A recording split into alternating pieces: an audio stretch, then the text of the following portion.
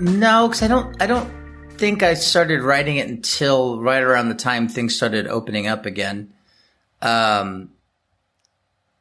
It's something that I've always wanted to try to do. And I actually don't think the pandemic, that free time, I actually didn't do a whole lot with that's not true. I did a lot of cooking and drinking during lockdown. And I didn't really start writing the book until 2021, like right around the time that we started playing shows again in the fall of that year. Right around the time Delta started. All these shows got booked in May of 2021, and then we went out in like August, September, and right when Delta hit. And so, it was one of those things where like, if you sold 100 tickets, maybe 60 people would show up, And they wouldn't ask for a refund or anything either. They just wouldn't feel comfortable going. I wonder how much of that is a product of sort of having to be in that creative mindset, the fact that the writing of the book and the touring coincided with one another. I don't think so, because I don't think touring is a very creative process. It's more of a, it's just a completely different, cause you're really doing the same thing over and over and over again. You're being creative as far as like where you want to go eat and what you want to maybe do with your time off. But for the most part, you're playing the same songs every night, and I guess if you were a jam band, it would be a more creative process, or a jazz player. Let me restate it. Creative wasn't the right word, but I just mean in terms of sort of, I don't know, like how much you compartmentalize your work life and your home life. Well, I would go even further. I have to compartmentalize my work life at home differently than my work life on tour, because my work life on tour, I'm completely separate from being at home, but there's also less free time to do creative things because you have to, do your tour stuff, play shows and whatnot. How did you manage to fit it in? I just wrote 1,000 words a day, just consistently, kind of made it kind of in the same way of like getting up every morning and going to the gym or doing whatever it is that you do every day for your own mental health. I would go and write. And then it got to the point where it was like actually really fun to do. So then it wasn't even like, once I initially when I started doing it, it was like, okay, I got to start. Starting's the hardest part, whether you're making a record or apparently a book, I've learned. Did you find that it had a marked impact on your mental health? Yeah. I mean, it sort of like, scratched the creative itch, that the same sort of feeling that songwriting does for me, in kind of a new way, like discovering a new, I don't know what a good metaphor for that would be. Like, if you like really like cooking and you discover a new recipe that you enjoy making or something like that, like it was the same sort of muscle memory, but just with a different outlet. It sounds like something that you had been thinking about for some time. Mm-hmm. Yeah. I mean, I kind of in the same way of like doing a podcast, where it was just sort of like, I have a lot of stories because it's sort of a weird, sort of unique life and job. And I found that like in relaying those stories to people who don't tour, that they, think that they're interesting. So I just thought I should write these down. And in the, when I was doing podcasts, it was like, oh, I should just tell these stories.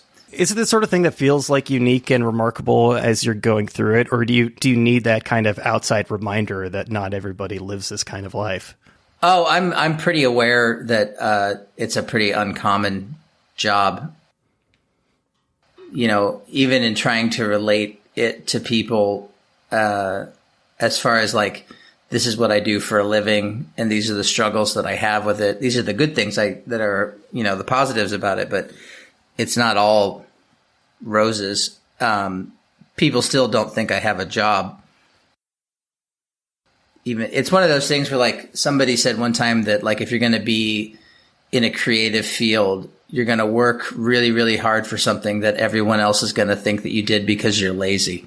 I saw somewhere you describing it as being a mid-level touring band. And it's that position where, you know, random people that you encounter on the street might not know the bands. And unless you're like Taylor Swift, I think people have difficulty imagining that anybody could possibly do this for a living. Mm-hmm. Yeah. I mean, I don't think people realize that, like, you know, club level touring is something that, you know, it's sort of like the music industry equivalent of like factory work, you know, like it's a lot of work, and it's a good job, but it is a lot of work, and it doesn't, you know, I get a little annoyed when people casually throw around terms like rock star and stuff like that, which I think is really annoying, because it's just like, no, I work hard and play in clubs, you know, like I don't fly in a private jet to every show. You know what I mean? Like, and even the people who do work really hard at what they do. I mean, look at, you know, the clips of Taylor Swift in Brazil during that heat wave where she's like beat red on stage and almost passed out. I mean, that's real work, you know? Not to be too much of a downer, but somebody died at one of the shows because of a lack of water. It happens. Yeah. You've been a journaler, or journaler, is that the right word? You've kept a journal for a long time. Off and on, yeah. When did that start for you? Probably when I was a teenager. You know, you're kind of like angry poetry phase of being 16. And I can't really journal on tour. There's just not a lot of privacy to do it. So it tends to be something that I do at home. And so for a lot of years, I didn't do it because I was touring so much. You know, it's something that I really, again, started doing it in the last 9 months or so. When I quit drinking, I started journaling again every day. So it's part of my recovery. The times when the most interesting things are happening are the times where you don't have time to write about them. Yeah, but that was part of the thing too, is like, you know,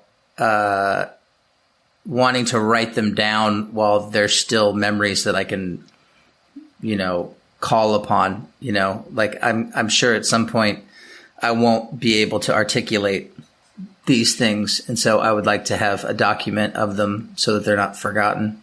I mean, I found that partially the pandemic and partially like getting COVID a few times have had just like horrible impact on my short and long-term memory. I don't know if you've experienced anything like that. No, lately it's just been a lot of like some things during the last few, I don't know how long, the last bit of my drinking career is a little hazy before I, you know, so like things come up now where I'm just like, I don't remember that. And they're like, you don't remember that? And I'm like, nope, I used to drink a lot. When we were discussing the things that you did during the pandemic, one of them was very productive. I think cooking is like very productive and good for your mental health and good for your family life and all these things. And then the other thing was drinking. So you just got to the point where it wasn't healthy anymore. Yeah. I mean, I basically drank myself into the hospital. So, you know, my privileges have been revoked. I'm not allowed to drink anymore by my own, you know, authority. You revoked your own privileges. I revoked my own privileges. Was that a difficult process to give it up? I mean, I stopped drinking before the pandemic, about a year or two before, and there were times when I felt like it was great timing, and there were other times where I felt like it was terrible timing. Well, I mean, there's never a good time to do it. You know, there's never like a time in your life when you're just like, oh, I've got all this free time. If anything, the free time is the worst part of it. For me, it was just a matter of being able to sleep, because I was scared of like trying to go to bed at night. But, you know, I got through that, and now I sleep like a baby, even on a tour bus, which I didn't used to. I used to drink like a glass of whiskey sometimes before bed, and I found it was never a really good sleep. No. It's very fitful. Yeah. I mean, unless you're just completely passed out, and then you're not sleeping either. You're just not awake. When you make a lifestyle change like that, how do you end up filling those holes in your free time? Well, routine's very important. I'm in a recovery program. I go to meetings and stuff. I try to exercise every day. I journal. I cook a lot and, write a lot and garden when I can, when it's not fucking dreary out. But, I walk a lot, honestly. Like, we just got a new dog, and so I've been walking her, like, quite a bit. And, it's just a matter of, like, it's way more productive. You know what I mean? Like, it's just, like, even if I'm not doing anything, I just feel more, like, present in the things that I am doing. I found over the last few years that I really reconnected with walking. It's if you are able, obviously not everybody's able to walk, but right. If you are able to walk, it's something that you tend to take for granted because we do it to get from point A to point B. But really putting myself in a place where there was nothing, being put in a place where there's nothing else to do all day and kind of just aimlessly walking around, it's wonderful. That's what I kind of started doing during lockdown, is I would go on these like 2-hour, 3-hour walks and just listen to books on tape or podcasts or something. And I just really enjoyed it. And now it's kind of my thing to do on tour, just to like go on a walkabout, just get up in the morning and just go on a walkabout and sort of, spend 2 hours just sort of exploring the city that you're in. And then, kind of makes you appreciate just coming back to the club and having a place to like lay down. During those times when you were really in the heat of touring, when you were pretty consistently touring, you didn't really take the time to discover the cities as much? It's yes and no. I mean, in van touring early on, you just don't have time because you're spending your whole day driving. And so you end up getting to the club, like, I've been all over the world and I've seen airports, vehicles, highways, gas stations, and clubs and hotels and sometimes bars. And, it's only if you have like you can't really get to know, however many times you go to a city, you can't really get to know it unless you have like time, to explore it. And so like we went to South America and it was like I was in, Argentina for 18 hours and 8 of those were asleep, and 6 of them were at a show. So it was like there was no time, to go explore the city. So it's like I've been there, but I haven't really been there, So I tried to make an effort. The first time that we toured in Europe, it was really instilled in us to like go wander, like no matter how tired we were. And then eventually you get to a point over there where I call it cathedral burnout, where you're just like, yes, this place is beautiful. I don't want to walk around anymore. There's also just that practical fact of if you're drinking, that often means that you like aren't up early in the morning and don't have that time to explore. Yeah, there's a couple of times in Europe where we've been on these kind of econo. It's kind of like a cross between a really large, like sort of like an airport shuttle bus with bunks in it, and so you can't really sleep in it. So it would sort of be like you'd be up all night driving and then sleep all day because you just couldn't sleep at night, and that's just no way to live.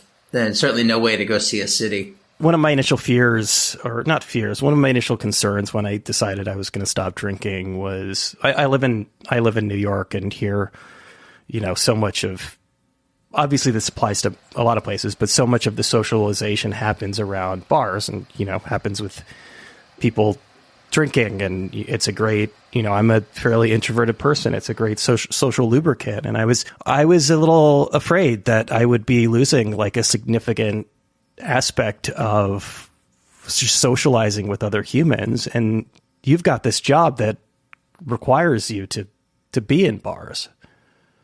Yeah. So it's a big part of sort of the discussion. In recovery, it's sort of like the idea of going on tour is not the best, job to have, unless you're going to go play in churches or some shit, I have to work around alcohol. And so it's been less of a problem being around it in bars and more that I just need to have my own space away from it. So like the last tour we did, we had the tour bus be a sober space. And then, if the guys wanted to drink, they would just hang out in the dressing room. And if I felt comfortable being in there, I would. And if I didn't, I would go on the bus or go on a walk or something like that. And so it's a bit of a separation of church and state.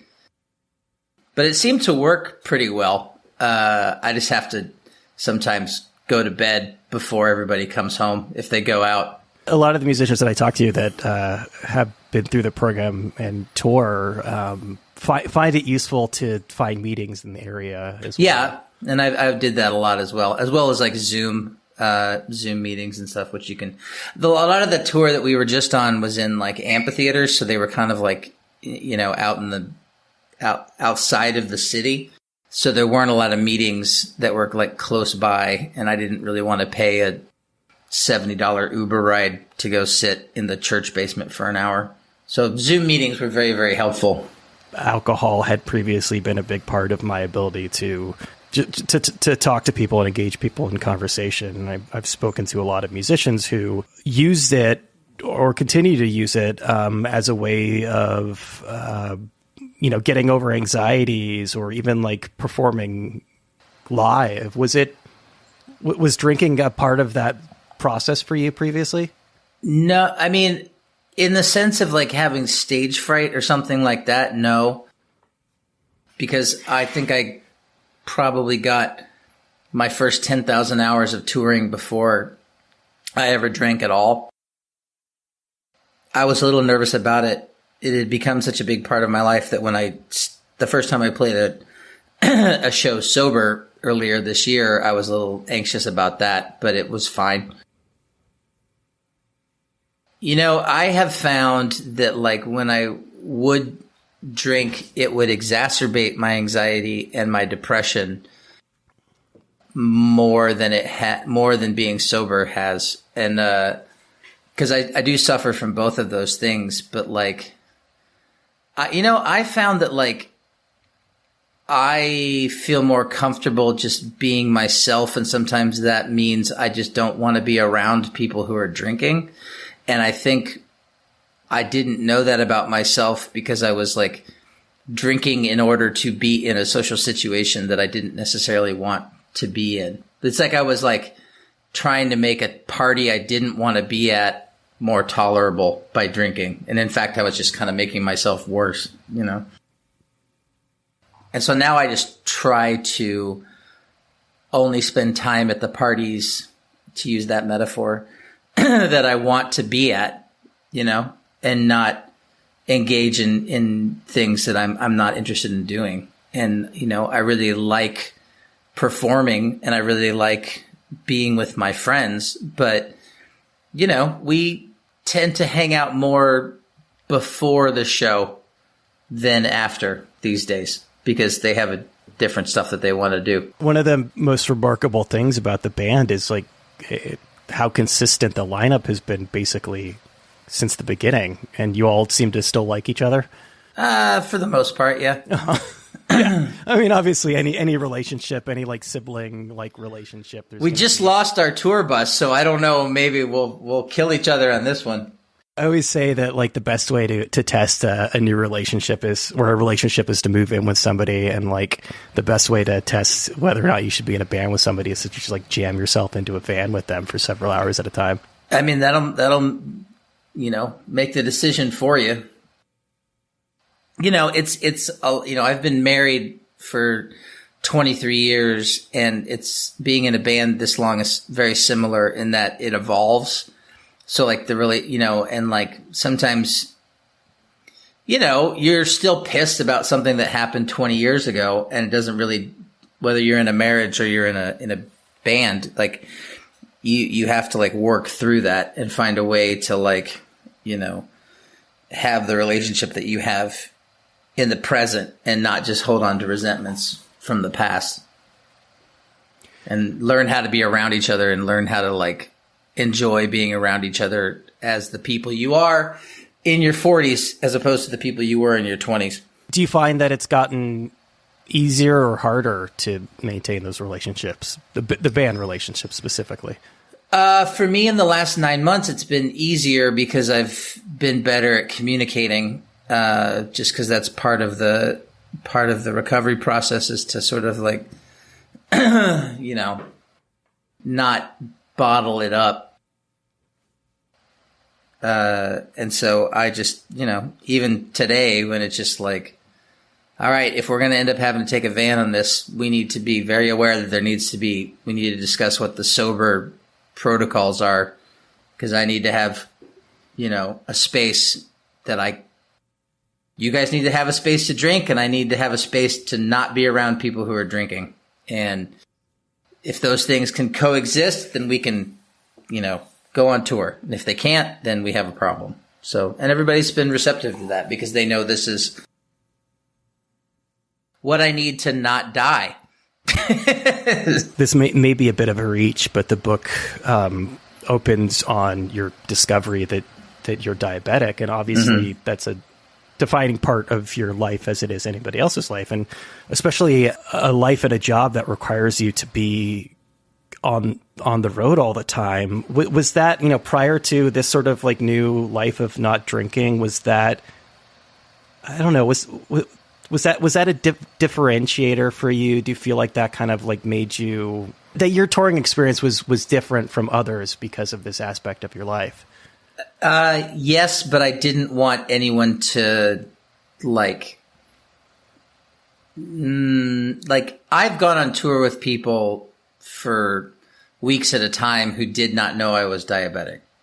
And it wouldn't be unless I had an emergency situation that they would even, it would even come up. And I think that comes from, and I don't think I realized it until I wrote it in the book, that like I decided very early on that this was my thing and I was going to deal with it, and I wasn't going to take any pity for it, and I wasn't going to like do anything different, than anybody else, and I could do whatever I wanted to do. And so consequently, I think that everybody kind of forgets it sometimes. I'm more open about it now. But if I look back on it, it's sort of like, taking 150 syringes to Europe with me is weird. It's just sort of like, it's, and then I didn't want to throw them away because I didn't want to they weren't like biohazard, containers in rock clubs. So I just came home after 6 weeks in Europe with a backpack full of used syringes and had to explain to customs and immigration that, yes, I had been to Eastern Europe and Amsterdam, and yes, I'm in a rock band. And I'm in a rock band, but I'm not a junkie, There is a funny moment in the book where I can't remember what the venue is, but you're talking about shooting up backstage at the venue. Mm-hmm. Yeah, that was at the Whiskey in LA. I was just like, well, plenty of people have shot up back here, but for very different reasons. Yeah, I mean, I wonder if there's another parallel too between sobriety and being diabetic, and I'm saying this as somebody who, like, obviously we spent a lot of time during this conversation talking about it, but these are things that you live with, but you don't necessarily want to define you as a person. Right. Yeah, I think that's true. But at the same time, I think that what I maybe did as a self-defense mechanism that I'm trying to like not do now is I wasn't very open about it, the diabetes and stuff. And I'm trying to be more open about that and about the sobriety and about, mental health stuff, because I think, and I kind of like bought into it that there's this sort of like, you're sort of like, I think especially in this line of work, you're sort of like projecting an image. And I think part of that image is you're not allowed to complain about anything. You know what I mean? Like you're not allowed to say like, oh, this is a difficult, honestly, like sleeping on the floor of a van is kind of a rough way to live.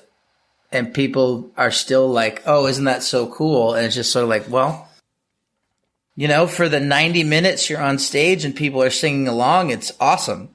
When you have to drive all night and drink coffee at 5 a.m. at a gas station that's been on a burner for 12 hours, then it's less, glamorous.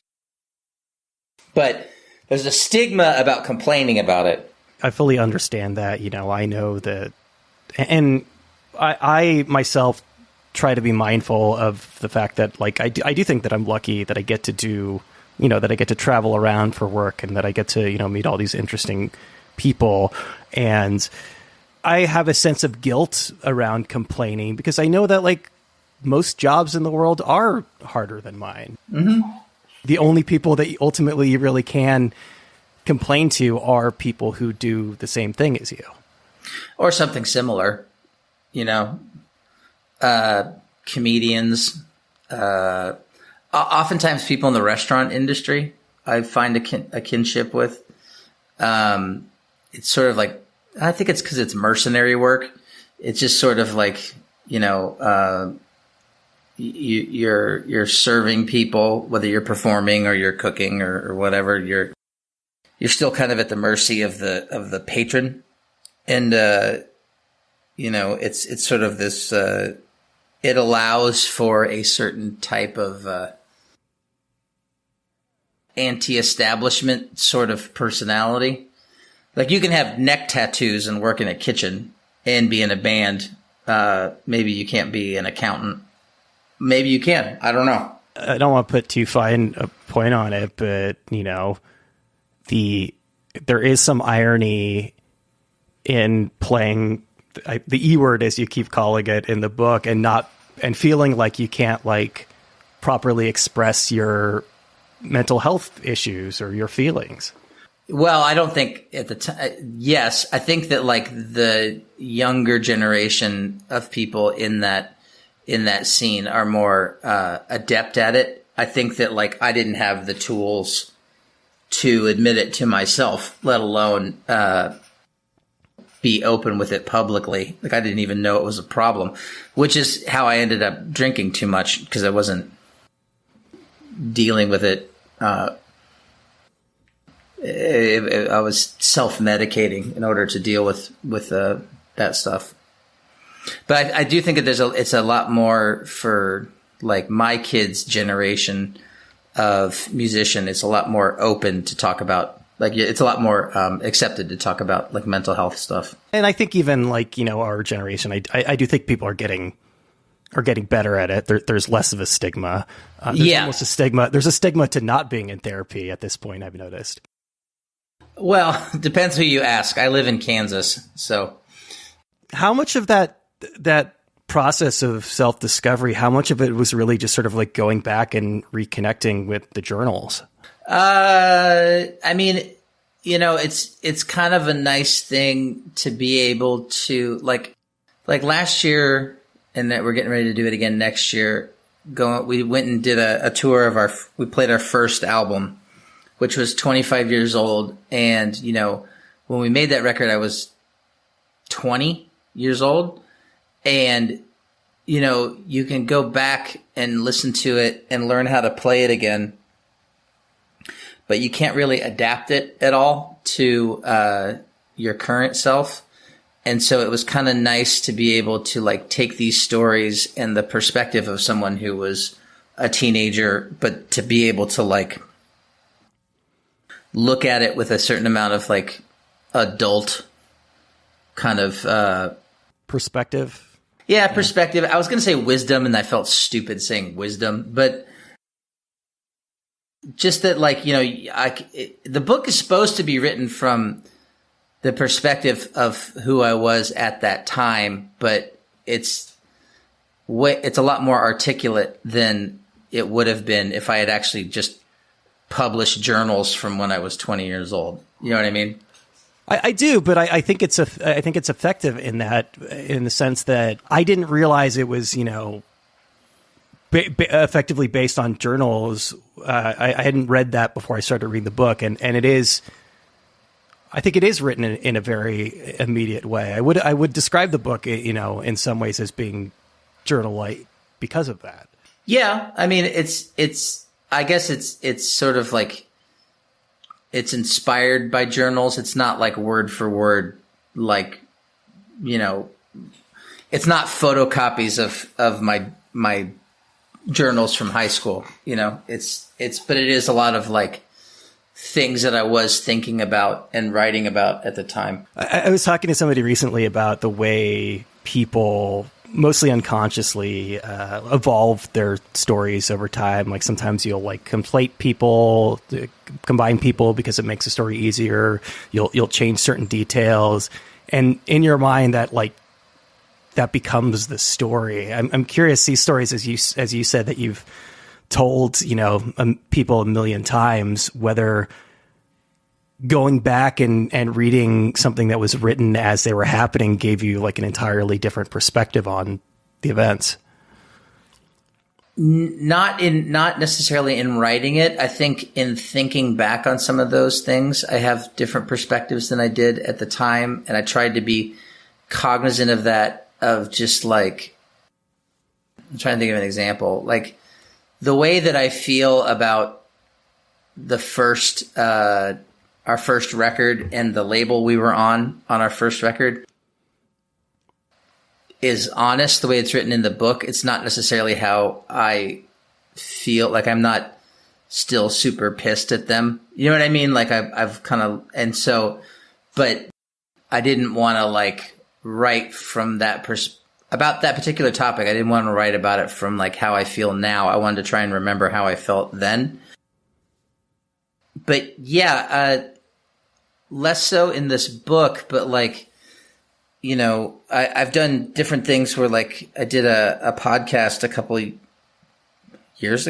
year ago, that was a history of Vagrant Records. And when we would talk about, you know, I would end up talking to different people in my band or other bands, like different band members, but asking them the same questions about the same story and getting different answers for the way including my own bandmates who remembered things differently than how I remembered them.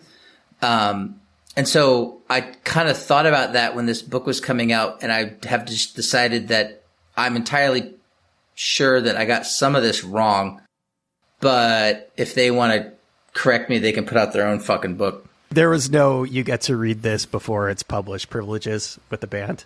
No. What about the wife? She hasn't read it. She doesn't want to read it. She's worried. What's her concern?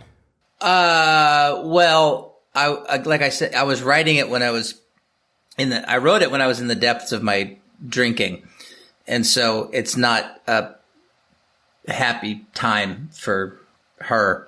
So there was a lot of like, you know, I'm going off to go work on my book. It's like, well, I'm going off to go to the bar. I'm going to work on my book, but I'm going to go have some beers too. So she's in the process of getting her PhD. So she doesn't really have time to read my stupid book. Was the increase in the drinking and the writing of the book, is there a way in which the two are connected? Yeah. Finishing the book, fucked me up because, I think when I finished the book, I started having these sort of like, a bit of an identity crisis in regards to like, you know, I had written all this stuff about how driven and sure of myself, and then ultimately successful I was when I was younger.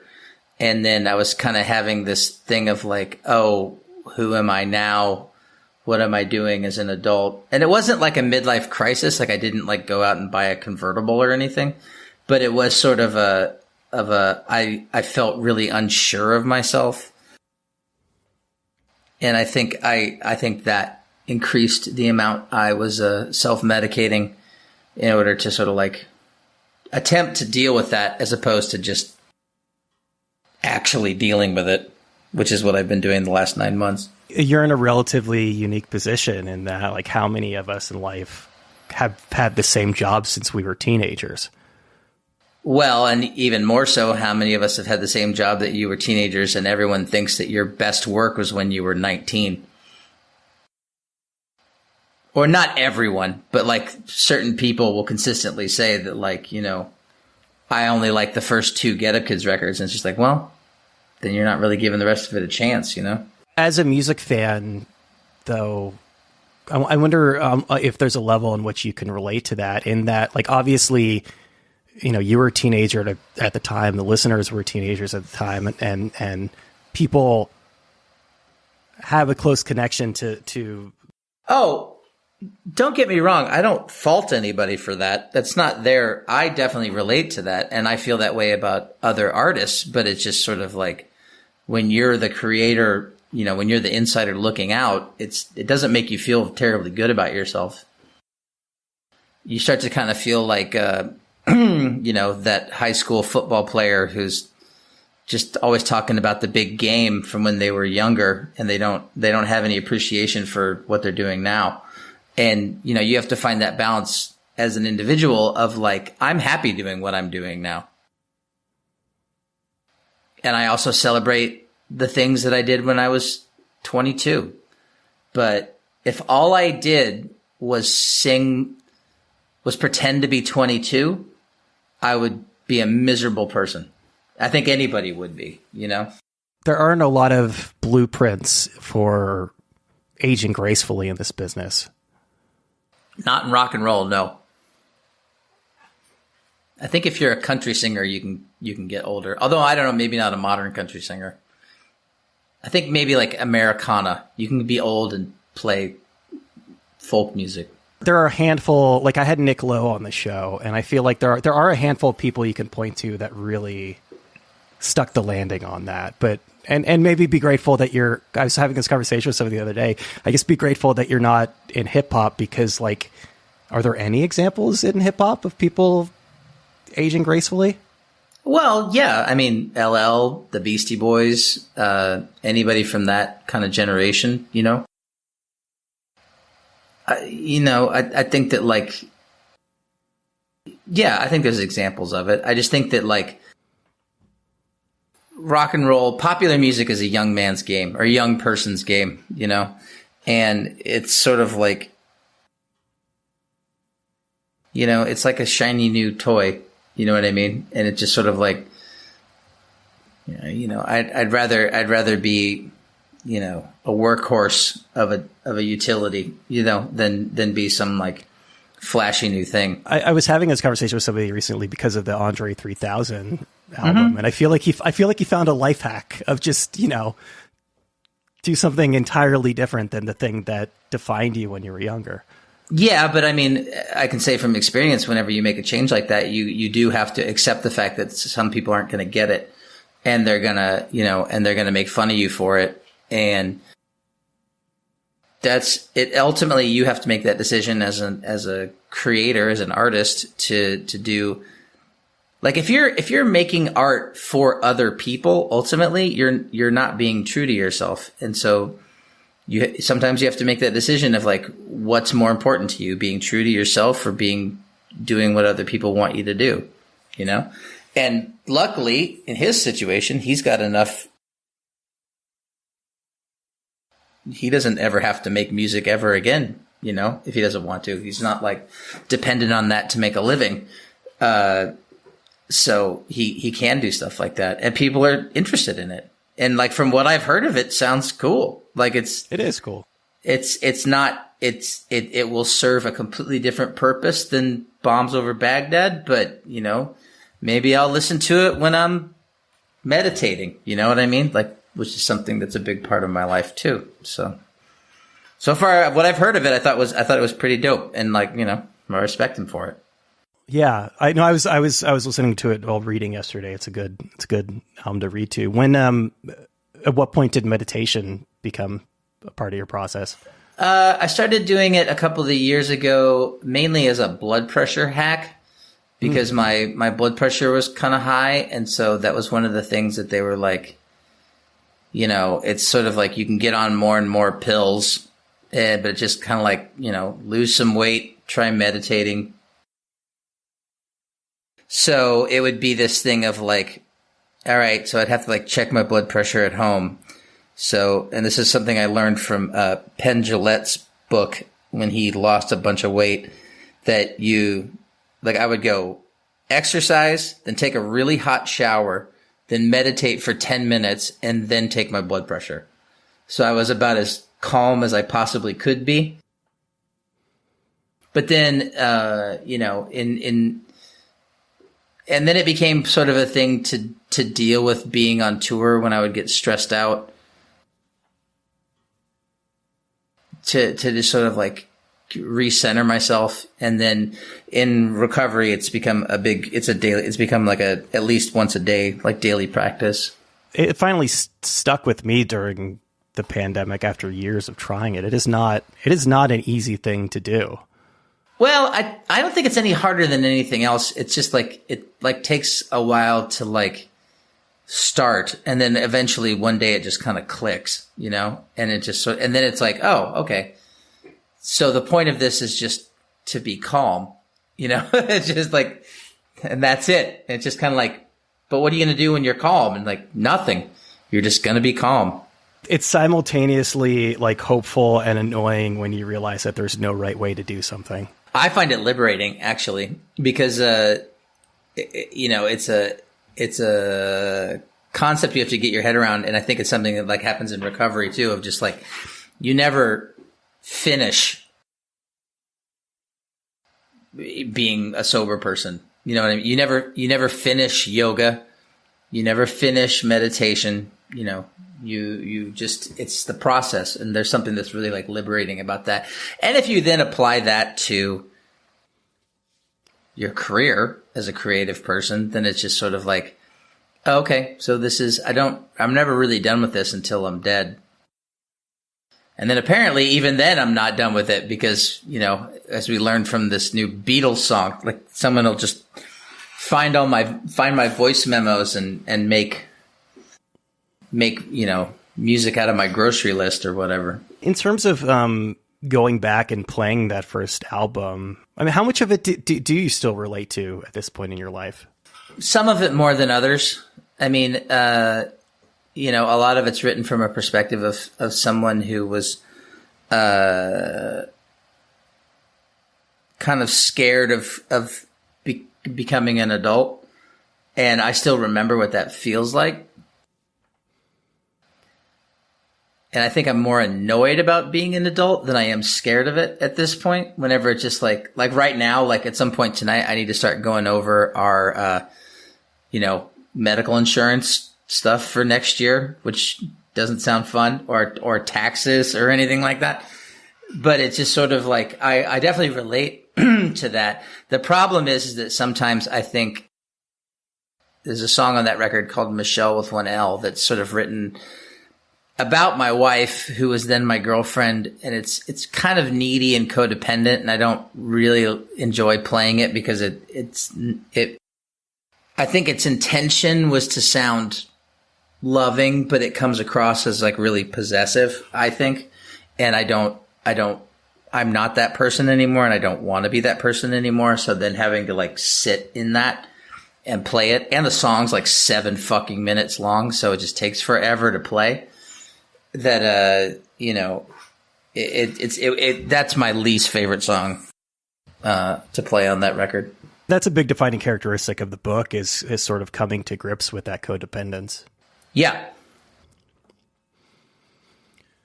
Yeah. I don't know. That's that's a part of it that like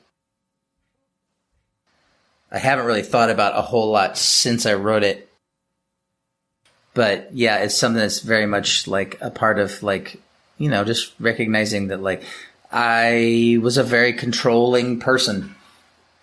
And I think it's my default, and you know, it's something that I try to manage better and not be like that.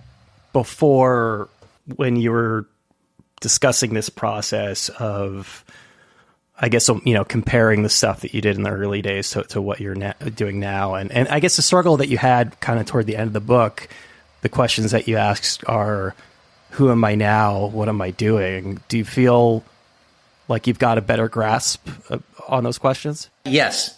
And I don't think I really did when I finished the book, which is why it kind of fucked me up. But, you know, in the last 9 months, since I quit drinking, I've done a lot of like sort of self-exploring and just sort of like figuring out like who I am. And I actually feel a lot more like I keep finding all these parallels between like the person in the book up until the very end is very sure of themselves and like had a vision of what they wanted. And the problem is that I kind of got what I wanted and then didn't know what I wanted after that. And now I feel a lot more akin to that person in that I know what I want and who I want to be. And, you know, I'm not trying to pretend to be something or force myself to be something that I'm not really that interested in. And so I feel a lot more comfortable in my own skin now.